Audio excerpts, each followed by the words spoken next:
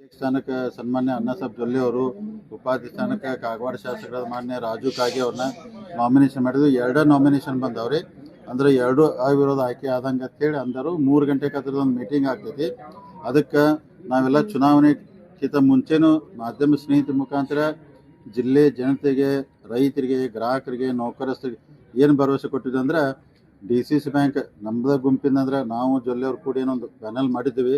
ಆ ಗುಂಪಿಗೆ ಬಹುಮತ ಬರ್ತೈತಿ. ಅಧ್ಯಕ್ಷ ಉಪಾಧ್ಯಕ್ಷ ನಮ್ಮವ್ರು ಆಗ್ತಾರೆ ಮೊದಲು ಹೇಳಿದ್ದು. ಅದೇ ಪ್ರಕಾರ ನಾವು ಅವಾಗ ಒಂದು ಮಾತು ಕೊಟ್ಟಿದ್ದು, ಅಧ್ಯಕ್ಷ ಸ್ಥಾನ ಉಪಾಧ್ಯಕ್ಷ ಸ್ಥಾನ ಎರಡೂ ನಾವು ಲಿಂಗಾಯತ ಸಮುದಾಯಕ್ಕೆ ಕೊಡ್ತಂದಿದ್ದು.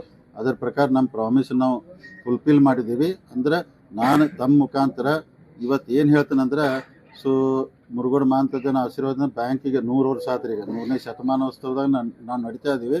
ಆದರೆ ದೇವ್ರ ಇಚ್ಛೆ ಪ್ರಕಾರ ದೇವ್ರು ಯಾವಾಗ ಒಳ್ಳೆಯವ್ರು ಬರಬೇಕು ಬ್ಯಾಂಕ್ನಾಗ. ಒಂದು ನಿಮ್ಗೆ ಉದಾಹರಣೆ ಹೇಳ್ತೀನಿ.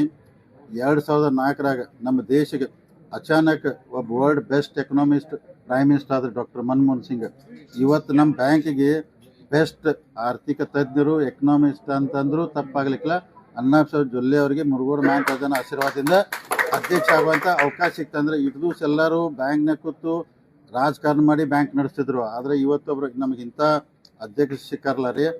5 ವರ್ಷೊಳಗೆ ಅಂದ್ರೆ ಈ ಥರ ಚಿತ್ರ ಬದಲಾಗಿ, ಯಾಕಂದ್ರೆ ಹಣಕಾಸಿನ ಬಗ್ಗೆ, ಆರ್ಥಿಕ ಬಗ್ಗೆ ಸಿಕ್ಕಾಪಡೆ ಅನುಭವ ಇರೋದ್ರಿಂದ ಅಂಥ ಅಧ್ಯಕ್ಷ ಸಿಕ್ಕದ್ದು ನಮ್ಮೆಲ್ಲರೂ ಸೌಭಾಗ್ಯ ಮತ್ತು ನಮ್ಮ ರೈತರ ಸೌಭಾಗ್ಯ.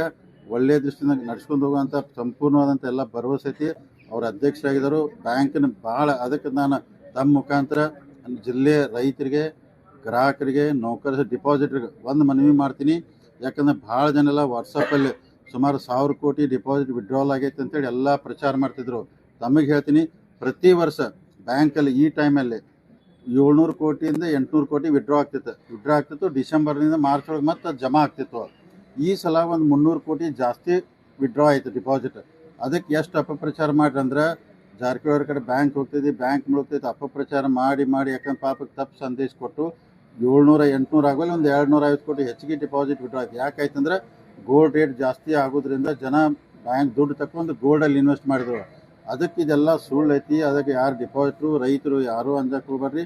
ಬ್ಯಾಂಕ್ ಗಟ್ಟಿ ಆಗೈತಿ. ನಾಳಿದ ಅಂದ್ರೆ ನಮ್ಮ ಬೆಳಗಾವಿ ಜಿಲ್ಲಾ ಡಾಕ್ಟರ್ ಮನಮೋಹನ್ ಸಿಂಗ್ ಅಣ್ಣಾಸಾಹೇಬ್ ಜೊಲ್ಲೆ ಅವ್ರ ಕಡೆ ಬ್ಯಾಂಕ್ ಬಂದೈತಿ. ಯಾರೂ ಅಂಜಬೇಡ್ರಿ. ಬೆಸ್ಟ್ ಬ್ಯಾಂಕ್ ನೀಡ್ತೀವಿ. ಅಣ್ಣಾಸಾಹೇಬ್ ಜೊಲ್ಲೆ ಅವ್ರು ನಮ್ಮ ಕನಸು ಇಷ್ಟ ಐತಿ. 10 ವರ್ಷ ಈ ಬ್ಯಾಂಕನ್ನು 6,500 ಕೋಟಿ ಇದ್ದಂಥ ಡಿಪಾಸಿಟ್ನ 10,000 ಕೋಟಿಗೆ ಒಯ್ಯಬೇಕು. ಅವ್ರು ನಿನ್ನೆ ನಾವು ರಾತ್ರಿ ಇಬ್ಬರು 5 ವರ್ಷೊಳಗೆ ಅಂತಾರೆ. ಅವ್ರು 10 ಬೇಡ 5 ವರ್ಷೊಳಗೆ. ಆಮೇಲೆ ನಿನ್ನ ರಾತ್ರಿ ನಾವು ಕುಂತು ಮಾತಾಡಿದಾಗ ಅವ್ರು ಅದ ಅಂದ್ರೆ ಮಂಗಳೂರದಾಗ ಅಂದ್ರೆ DCC ಬ್ಯಾಂಕ್ ರಾಜ್ಯದಾಗ ನಂಬರ್ 1 ಐತಿ. ನಾವು ಮೊದಲು ನಮ್ಮ ಕರ್ನಾಟಕದಾಗ DCC ಬ್ಯಾಂಕ್ ನಂಬರ್ 1 ಮಾಡುವಂಥ ಇಂಥ ಅನೇಕ ಇದನ್ನೆಲ್ಲ ಅಂದ್ರೆ ಯೋಜನೆ ಇಟ್ಕೊಂಡು